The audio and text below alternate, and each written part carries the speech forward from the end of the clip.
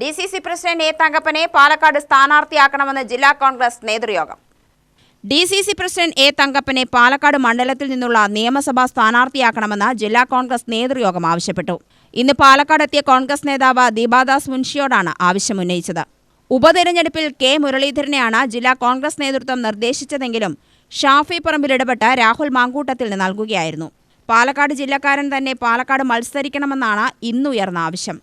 ഒരു ചൊല്ലുണ്ട് സംസ്കൃതത്തിൽ, നാ ഭയം നാ ശങ്ക നാ ഉദ്വേഗം അസ്തി ആത്മവിശ്വാസം. ഒരു ആത്മവിശ്വാസം, ഇതുവരെ കിട്ടാത്തൊരു ആത്മവിശ്വാസം അത് എല്ലാ ലീഡേഴ്സ്മാർ നേതാക്കൾ കൊടുത്തല്ലേ.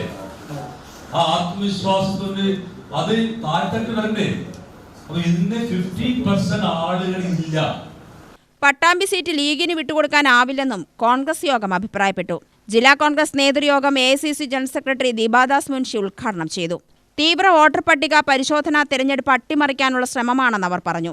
പട്ടിക പരിഷ്കരണത്തിൽ യഥാർത്ഥ വോട്ടർമാർക്ക് വോട്ടവസരമുണ്ടാക്കിയാൽ 100 സീറ്റിലധികം നേടി UDF അധികാരത്തിലെത്തുമെന്ന് അവർ പറഞ്ഞു. DCC പ്രസിഡന്റ് എ തങ്കപ്പൻ അധ്യക്ഷത വഹിച്ചു.